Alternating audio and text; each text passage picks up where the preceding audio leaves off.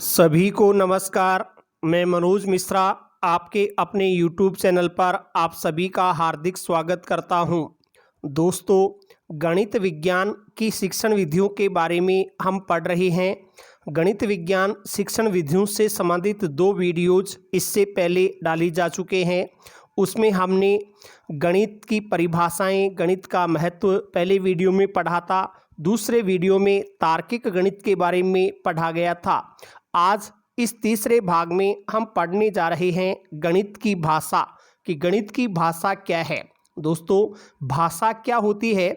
भाषा का मतलब है कि हम अपने विचारों का आदान प्रदान करने के लिए जो कोई भी माध्यम, मुख्य रूप से वाचिक माध्यम काम में लेते हैं, उसे ही भाषा कहा जाता है।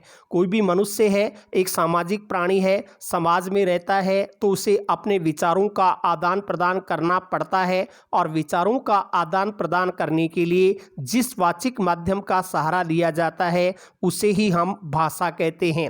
गणित में भी हम अपनी विशेषताओं का आदान प्रदान करते हैं, तो उसकी भाषा कुछ अलग है। गणित में अपने संकेत चिन्ह होते हैं, वो संकेत चिन्ह ही उस गणित की भाषा को प्रकट करते हैं। तो आज हम ऐसे ही कुछ गणितीय संकेत चिन्हों के बारे में पढ़ेंगे कि कौन सा संकेत चिन्ह किस प्रकार की भाषा को प्रकट करता है या किस तथ्य को प्रकट करता है। तो इस वीडियो में आप पढ़ने जा रहे हैं गणित की भाषा, अर्थात गणित के संकेत चिन्ह जो किस प्रकार के तथ्य को प्रकट करेंगे। देखिए, भाषा क्या है। सबसे पहला है, भाषा वह साधन है जिसके द्वारा हम अपने विचारों को व्यक्त कर सकते हैं। अपने विचारों को व्यक्त करने के लिए जो कोई भी साधन काम में लिया जाता है वही भाषा है, और इसके लिए हमें वाचिक ध्वनियों का प्रयोग करना पड़ता है। वाचिक मुख से बोलते हैं, वाचिक ध्वनियों के द्वारा कोई भी विचार अभिव्यक्ति का साधन है, वही भाषा है। भाषा को आभ्यंतर अभिव्यक्ति का सर्वाधिक विश्वसनीय माध्यम भी माना जाता है। आभ्यंतर या आंतरिक अभिव्यक्ति का सबसे विश्वसनीय माध्यम क्या है? तो उसका उत्तर होता है भाषा है।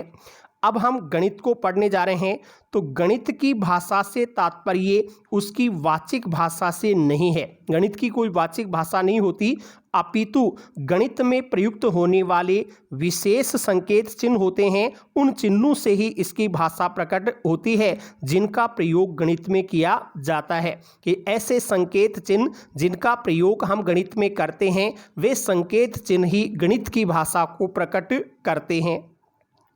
तो देखिए, गणित की अपनी स्वयं की भाषा है। गणित है, उसकी अपनी खुद की भाषा है, जिसमें गणित के पद आ जाते हैं, सिद्धांत भी आ जाते हैं, सूत्र, प्रत्यय तथा संकेत है, इन सभी को सम्मिलित कर दिया जाता है। गणित की भाषा में गणितीय पद, गणितीय सिद्धांत, गणितीय सूत्र, प्रत्यय और गणितीय संकेत इत्यादि को शामिल किया जाता है।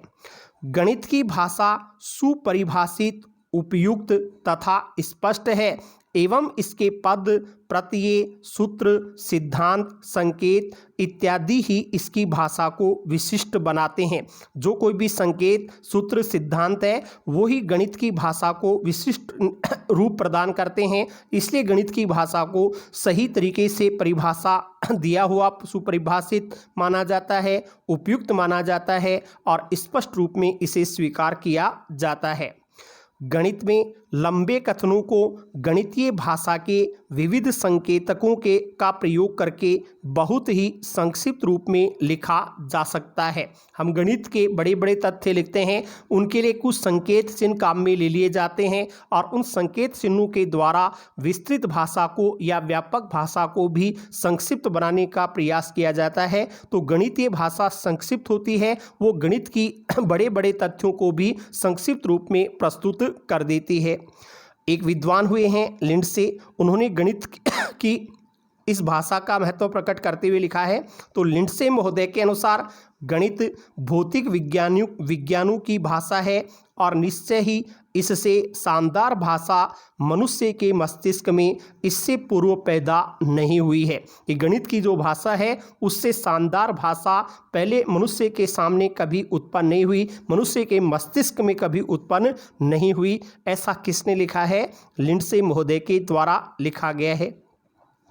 गणित सीखते समय बच्चों को गणित के साथ साथ भाषा को भी समझना होता है। गणित की भाषा और भाषा के रूप में गणित दोनों को समझने में बच्चों को काफ़ी प्रयास करना पड़ता है। गणित में ऐसे संकेत चिन्ह हैं जो पूरे विश्व में लगभग एक जैसे होते हैं, उनको बच्चा समझता है तो उनको समझने में शुरू में थोड़ी मुश्किलों का सामना जरूर करना पड़ता है, लेकिन प्रयासों से बच्चा गणित की भाषा को बहुत ही जल्दी सीख सकता है यदि वो बार बार सही माध्यम से प्रयास करे तो। फिर देखिए, गणित एक वैश्विक विषय है। वैश्विक यानी पूरे विश्व में चलने वाला विषय है, जिसके सिद्धांत, संकल्पनाएं, सूत्र, चिन्ह, संकेत विश्व स्तर पर समान रूप से पढ़ाए जाते हैं। यहाँ प्लस का चिन्ह भारत में ये जोड़ को प्रकट करता है, तो अन्य देशों में भी यह सिंबल है, संकेत है, वो जोड़ को ही, प्लस को ही प्रकट करेगा। इसलिए पूरे विश्व में इसका एक जैसा रूप हमें दिखाई देता है। इसलिए हम कह सकते हैं कि ये वैश्विक विषय है। गणित की भाषा में वैश्विक एकरूपता प्राप्त होती है। पूरे विश्व में पूरी भाषा में एकरूपता हमें देखने को मिलेगी। जैसा हम भारत में पढ़ेंगे वैसा ही अन्य देशों में भी पढ़ने को मिल जाता है। फिर है, गणित में संख्यात्मक सूचनाओं के आधार पर संख्यात्मक निष्कर्ष निकाले जा सकते हैं। संख्यात्मक सूचनाओं के आधार पर ही संख्यात्मक निष्कर्ष भी गणित में प्राप्त होते हैं। संख्याओं से ही पूरा गणित चलता है और इस संख्यात्मक निष्कर्ष के ऊपर एक अच्छी पुस्तक भी हमें पढ़ने को मिलती है। पुस्तक का नाम है गणित सार संग्रह। कभी पूछ लिया जाए गणित सार संग्रह पुस्तक के लेखक कौन हैं, तो श्री महावीर आचार्य हैं, वो इस पुस्तक के लेखक माने जाते हैं, जिसमें हमें गणित के सभी संकेत एक साथ पढ़ने को मिल जाते हैं। अब आगे कुछ प्रश्न आपके सामने आ रहे हैं, वो क्या है? देखिए, गणित में जो प्रयुक्त होने वाले मुख्य संकेत चिन्ह हैं वो कौन कौन से काम में लिए जाते हैं?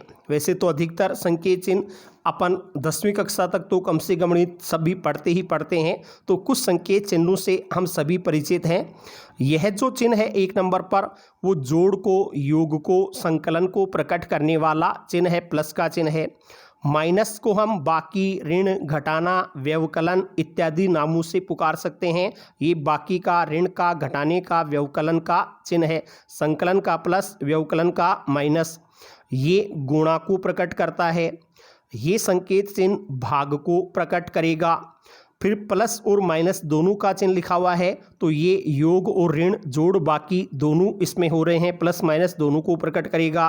ये चिन्ह जो है वो बराबर है, समान है, ऐसा बराबर का चिन्ह हो गया। बराबर को फिर ऊपर काट दिया गया तो इसका मतलब है बराबर नहीं है। ये बराबर है और इसको काट देंगे तो बराबर नहीं है। फिर ये चिन्ह है वो से बड़ा है। देखिए, इधर एक तरफ मुंह खुला हुआ है, एक तरफ मुंह बंद है, तो जो चीज़ यहाँ है, इधर 5 है, इधर 3 है, तो जिधर मुंह खुला हुआ है उधर संख्या बड़ी होगी और जिधर मुंह बंद है उधर संख्या छोटी होगी। तो से बड़ा है, ये वाला हो गया। अब इसका मुंह साइड चेंज कर दिया गया तो इसका मतलब हो गया से छोटा है, यानी 3 है वो छोटा है 5 से, 3 छोटा है 5 से। तो ये इस तरीके से जिस भी तरफ ये खुला हुआ मुंह होगा वो बड़ी संख्या होगी, जिधर बंद मुंह होगा वो छोटी संख्या प्रकट करेगा।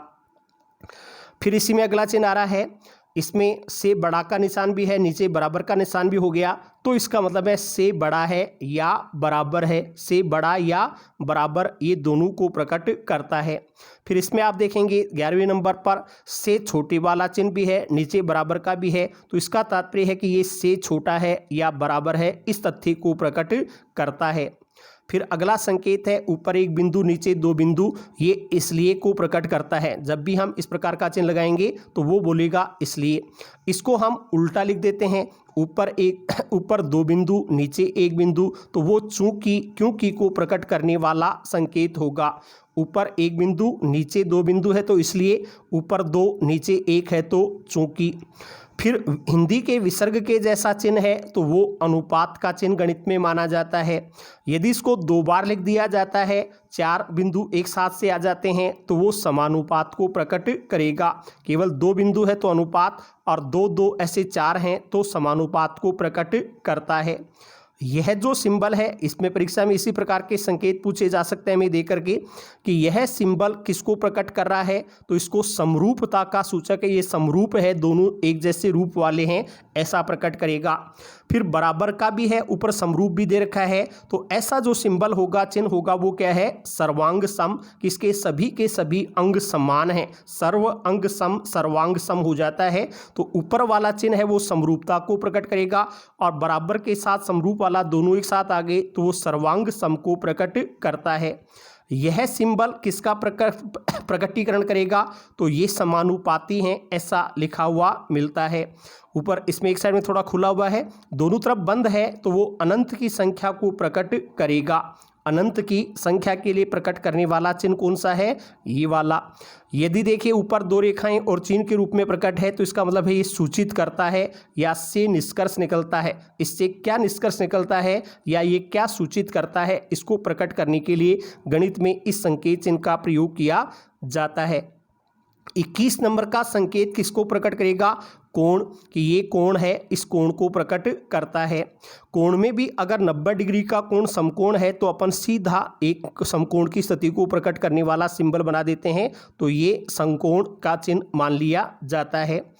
फिर अगला चिन्ह जो है 23 नंबर पर, वो किसको प्रकट करता है, लंब को, कि कोई भी त्रिभुज बनाते हैं उसके ऊपर लंब आदि को हो, तो ये लंब को प्रकट करने वाला संकेत चिन्ह है। बराबर के जैसा चिन्ह ऊपर खड़ा लिख दिया जाता है तो वो समानांतर स्थिति को प्रकट करेगा, ये समानांतर का चिन्ह है। कोई भी वृत्त है, वृत्त के ऊपर अपन इस प्रकार का चिन्ह करते हैं तो वो चाप को प्रकट करेगा, कि ये चाप काटने का चिन्ह आ जाता है। फिर यहाँ 26 नंबर पर त्रिभुज का संकेत चिन्ह है। 27 नंबर पे जो लिखा हुआ है वो चारों भुजाएं बराबर है, तो वो वर्ग को प्रकट करने वाला संकेत चिन्ह है। यदि आमने सामने की भुजाएं बराबर हैं, चारों कोण समकोण होते हैं, तो उसे हम आयत चिन्ह के नाम से पुकारते हैं, ये आयत का चिन्ह आ जाता है। फिर देखिए ये वाला सिंबल 29 नंबर पर जो संकेत दे रखा है वो क्या है, तो वो समांतर चतुर्भुज को प्रकट करने वाला संकेत चिन्ह है। गणित की भाषा में यह समांतर चतुर्भुज है। 30 नंबर पर जो संकेत बना हुआ है वह किसको प्रकट करेगा, तो इसको हम समलंब चतुर्भुज कह देते हैं। समलंब चतुर्भुज का ये संकेत चिन्ह है, गणित की भाषा में ये समलंब चतुर्भुज है। फिर देखिए ये गोल बना हुआ है, इसको हम वृत्त कहते हैं। केंद्र है, केंद्र के चारों ओर की स्थिति आ गई, ये वृत्त के रूप में है।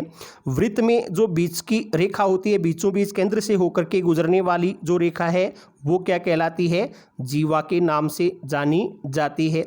फिर जीवा का आधा भाग है, उसको अपन क्या कह सकते हैं, तो जो आधा भाग है वो त्रिज्या को प्रकट करता है। ये वृत्त है और वृत्त में ये केंद्र है, केंद्र से लेकर के परिधि जो पूरा ये है वो परिधि का भाग होगा, और इसके बीच में जो है वो त्रिज्या को प्रकट करता है। तो ये वृत्त में जीवा अपन खींच देते हैं, और जीवा में एक भाग है इधर का, तो वो एक वृत्त खंड मान लिया जाता है। ये एक वृत्त खंड को प्रकट करने वाला सिंबल हो जाएगा। वृत्त में ही क्या है, वृत्त में ही ये जो पूरा भाग होता है, उस पूरे भाग को क्या कहते हैं, परिधि के नाम से पुकारा जाता है। सर्कमफ्रेंस सी के रूप में इसको प्रकट कर सकते हैं। फिर अगला सिंबल 36 नंबर पर जो आ रहा है वो किसको है, पाई को प्रकट करता है। ये पाई का सिंबल है, संकेत है। पाई का मान कितना होता है, 22/7 या 3.14 के रूप में 3.14 है, वो इसका मान निर्धारित किया गया है। अगला सिंबल गणित की भाषा में किसको प्रकट करेगा, theta, sine theta, cos theta, ऐसे अपन प्रयोग करते हैं, तो ये थीटा को प्रकट करने वाला सिंबल है। फिर अगला सिंबल क्या है, तो ये एक रेखा को प्रकट कर रहा है, दोनों तरफ तीर का निशान बना हुआ है, तो रेखा है। इसी में तीर का निशान नहीं है, केवल ऐसे ही छोड़ दिया गया है, तो इसको अपन रेखा खंड कह देंगे, रेखा खंड के रूप में आता है। तीर का निशान एक तरफ ही प्रकट होता है तो वो किरण के नाम से जाना जाता है। दोनों तरफ तीर का निशान सा बना हुआ रेखा है, तीर का निशान नहीं है, केवल बिंदु को लिखा जा सकता है तो रेखाखंड है, और एक तरफ तीर का निशान बना दिया गया तो वो किरण के रूप में है। 41 नंबर का संकेत किसको प्रकट करेगा, तो ये वर्गमूल को प्रकट करता है कि स्क्वायर रूट कितना है, वर्गमूल को प्रकट करेगा। जैसे 4√4 है तो 4 का वर्गमूल कितना होगा, 2 हो जाता है, तो ये वर्गमूल को प्रकट करेगा। यदि वर्गमूल का जो सिंबल है उसके साथ में 3 का निशान ऐसे 3 लिखा हुआ मिल जाए तो वो घनमूल को प्रकट करता है, क्यूब रूट के नाम से उसको पुकारा जाता है। यदि इसी वर्गमूल वाले के साथ में n लिखा हुआ मिलता है तो कौन से नंबर का मूल हमें ज्ञात करना है, कौन सा मूल या रूट ज्ञात करना है, उसका सिंबल ये प्रकटीकरण कर रहा है। उसके बाद में 43 नंबर पर क्या है, कोई भी संख्या है वो इसके ऊपर ऐसा चिन्ह लगा दिया तो पर या प्रति को प्रकट करेगा। प्रति सेकंड, जैसे 100 मीटर प्रति सेकंड ऐसे आ गया तो ये पर या प्रति को प्रकट करने वाला सिंबल माना जाता है। फिर इसी पर के साथ में ऊपर नीचे बिंदु है तो वो प्रतिशत, प्रति 100 में से प्रति सैकड़ा में से क्या है, उस प्रतिशत को प्रकट करने वाला सिंबल है, चिन्ह है। 45 नंबर का सिंबल किसको प्रकट करेगा, तो वो प्रति सहस्त्र 1000 पर कितना आ रहा है, प्रति 1000 पर कितने होंगे, उसको प्रकट करने वाला संकेत चिन्ह है। 47 या 46 नंबर का चिन्ह किसको प्रकट करेगा, तो वो संपूर्ण योगफल को प्रकट करता है। योगफल कितना है, सिग्मा कितना होगा, तो संपूर्ण योगफल के लिए इस सिंबल का प्रयोग कर दिया जाता है। फिर अगला चिन्ह है @ऑफ। ज़्यादातर अपन जीमेल आदि के एड्रेस लिखते हैं, उस एड्रेस में इसका प्रयोग करते हैं। इसका अर्थ की दर से, कि कितने की दर से हमें वो उपलब्ध होगा, तो ये की दर से प्रकट करने वाला सिंबल है। उसके बाद में देखें तो कुछ कोष्टक लिखे हुए हैं, छोटा कोष्टक, ये मझला कोष्टक, ये बड़ा कोष्टक को प्रकट करने वाला सिंबल है। 51 नंबर पर जो सिंबल है वो क्या प्रकट करेगा, रिक्त समुच्चय, कि रिक्त बिंदु, एक वर्षा कर दिया ऊपर कर दिया, रिक्त समुच्चय को प्रकट करने वाला सिंबल होगा। 52 नंबर पर प्रकट करने वाला सिंबल क्या है, कि ये इसका सदस्य है। अगर इस प्रकार का चिन्ह आ गया तो सदस्य है, इस चिन्ह को काट दिया गया तो इसका मतलब हुआ सदस्य नहीं है। और इसमें केवल 2 ही रूप, 2 रेखाएं हैं तो उप समुच्चय है, ये इसका उप समुच्चय है। और इसको भी अपन काट देते हैं तो उप समुच्चय नहीं है, इसको प्रकट करेगा। ऊपर जो छोटा कोष्टक है वो उल्टा सीधा ऐसा सा हो जाता है, तो ऊपर वाला मुख खुला हुआ है तो समुच्चयों का सर्वमिलन होगा, समुच्चय है उसका सम्मिलन हो गया। और नीचे मुख खुला हुआ है इसका, तो इसका मतलब होगा समुच्चयों का सर्वनिष्ठ है, सर्वनिष्ठ रूप से समुच्चय प्रकट किए गए हैं। यू के आकार की आकृति किसको प्रकट करती है, समष्टीय समुच्चय भाषा को प्रकट करती है। यदि आपके पास में इस प्रकार का चिन्ह आ गया कि यह संकेत किसका है, तो कोई भी तथ्य जो अस्तित्व में है, विद्यमान है, उसको ये प्रकट करता है। और इसको यदि ऐसा करके काट दिया जाता है तो इसका मतलब है कि अस्तित्व में नहीं है। ये गणितीय भाषा को प्रकट करने वाले संकेत चिन्ह अपने सामने आ रहे हैं।